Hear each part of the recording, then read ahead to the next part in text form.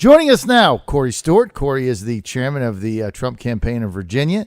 He's been with the Trump campaign since December. He's also chairman of the Board of Supervisors of Prince William County. He's also going to run for governor in 2017. So, man of many hats. Corey Stewart, good to have you, man. Always great to be on your show, John. I forgot to mention he's also a good friend of mine and Ann's. That's right. So we're on the same team here. We're part of the family. So, look, Corey, let's get to Virginia. I got Susan Swecker, the chairman of the Democratic Party of Virginia. I'm going to get shock and awe. They're going to tell me about their 9 bajillion offices they got, 8 bajillion people, billions of dollars for ads, whatever they got, all in Virginia. They got Brian Suzanek running the show. Corey, look, you're the chairman. I'm your vice chairman. We don't have a lot of resources here. Well, the Democrats are going to need a lot more resources than we're going to need. And that's because just 2 days ago, after 2 weeks of polls showing that Trump was down by 15 points, he is now not only pulled even, but according to the LA Times tracking poll, he's 2 points ahead.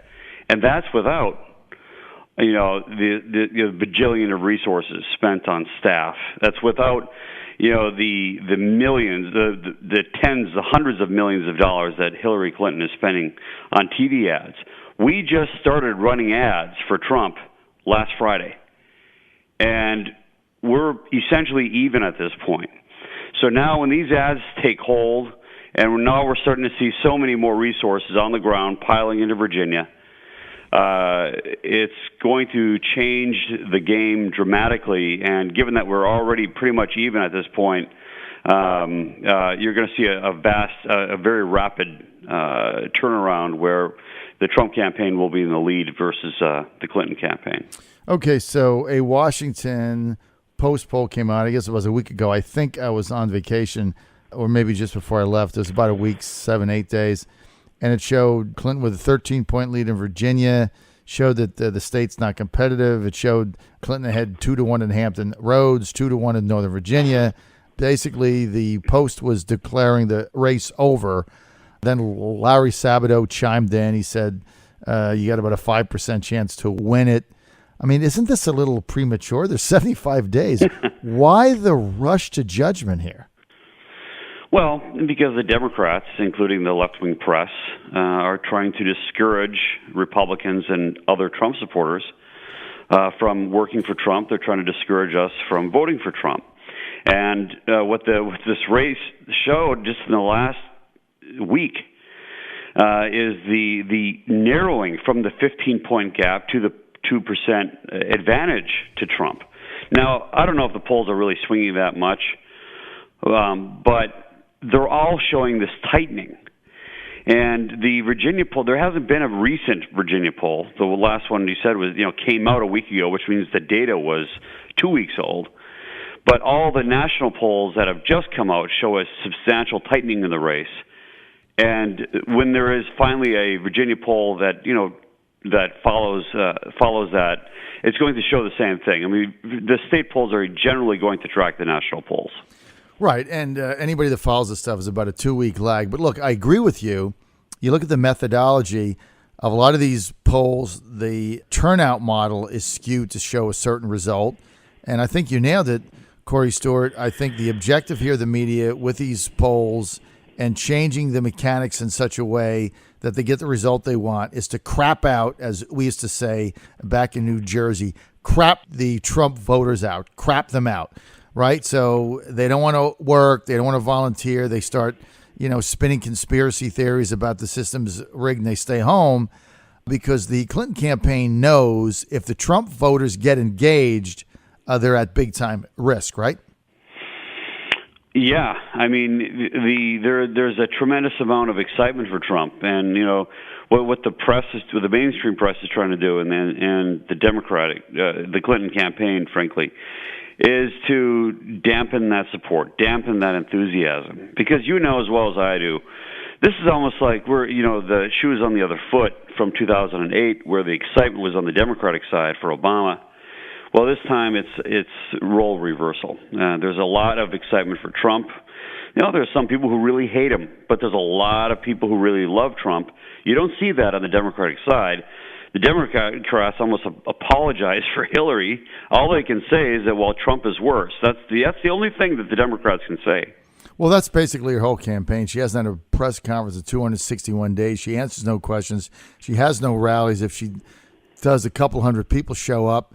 So there is no enthusiasm. But look, their whole campaign is raise money, shock and awe, outspent Trump 5 or 6, 7-1, and basically brand him as a disaster. So you're right. I mean, her whole mantra is Trump's awful. He's worse than me. I just don't think that's a good position to be in. Now, what do you think about these emails? Well, I've never been one to, believe that, an issue like that was going to, really, be the killer issue.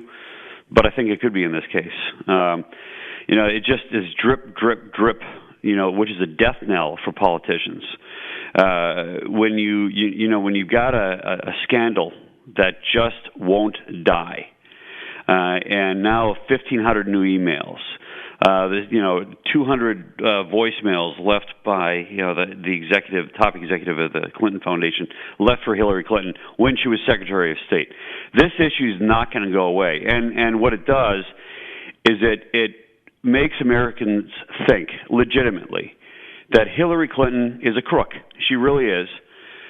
Somebody who cannot be trusted. Somebody who does trade America's national interests away for her own personal benefit.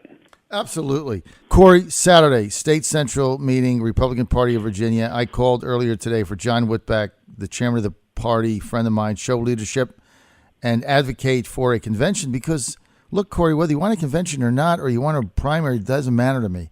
They made a deal, and I think a handshake matters. And I think if they go with a primary on Saturday, I think it's going to be all-out civil war in the Republican Party of Virginia 60 days before the most important election in the Republic's history in a state that Trump is behind but can win. That's my take. What say you? Well, I have to agree with that. I mean, the age of the establishment is over. And the party needs to understand that, there are a lot of people out there who are very skeptical of not just the RPV, but the entire, Republican Party. And if the RPV backs, it makes a promise and it keeps it, well, then, that says something good. And it does show that it's a message to the grassroots that the party can be trusted. If, on the other hand, it breaks that promise, it votes for votes for a primary, that's going to cause a lot of fractions, even more fractions inside of the party. So I hope it does the right thing. I'm prepared to run either way. I've got tremendous name recognition, lots and lots of earned media because I've supported Trump, and for my efforts to crack down on illegal immigration, especially in Northern Virginia, but more and more so around the state. So I'm going to be good with the primary, but I think the right thing to do is to keep the RPV needs to keep its promise and vote for a convention. You're right, and there's some people that say that actually, Corey Stewart, you would do better in a primary. So I appreciate what you're saying. You got to do the right thing. But look, the bottom line is here, we can call one way or the other. What I've called for today is for John Whitbeck, who's the chairman of the party, to show leadership, not recuse himself, not say I'm just going to vote in a tie, not just a secret ballot. I think Whitbeck should lead this effort, and win or lose should call publicly on the State Central Committee to abide by the deal that was made, and by doing so, avoid two things: the appearance that Gillespie weighed in and put his thumb on the scale, because no matter what he says, that's what everybody's going to believe. And second, if they renege on the deal that was made, regardless of who was there when it was made, it is going to be an open civil war that's going to go on every day between now and whenever, right in the most critical time where the party is fractured as it is, needs to come together. I think would be a disaster. Well, I think so, too. But I think it would be a disaster for Ed Gillespie, too. Look, he's a backroom politics player. He likes to play in the back room, behind the scenes, try to get everybody together and cut these little shady deals. Well, people are going to see right through that. And establishment Ed needs to understand that if he's going to try to win the nomination, He's going to have to play fair ball, and that means not trying to cut these little shady deals behind the scenes. But look, let's just come on out, do the right thing, support the convention, and we'll have a good, fair contest come next spring. Establishment Ed, classic. Meantime, has anybody seen Ed Gillespie at a single Never. Trump rally? I knew exactly what you're going to ask. Nobody's ever seen Ed Gillespie near a Trump rally. He won't even mention his name. Ed Gillespie is ashamed of our nominee, the nominee that we chose, that conservatives chose in Virginia. We chose Trump, and Gillespie's not. Gillespie is totally focused on his own campaign in 2017. He doesn't care, apparently, about winning back the White House, and that's the most important thing. I want to be governor, but the very most important thing is to take back the White House. There's way too much at risk here for our country if we don't take back the White House and try to bring the Supreme Court back into line and keep it conservative. Those issues far outweigh anybody's personal ambitions. Oh, you got that right. We're out of time. I want to thank Corey Stewart for being with us, chairman of the Trump campaign, chairman of Prince William County Supervisors, also Republican candidate for governor 2017. Hey, Corey, always great to have you on, man. Thank you. We'll see you soon.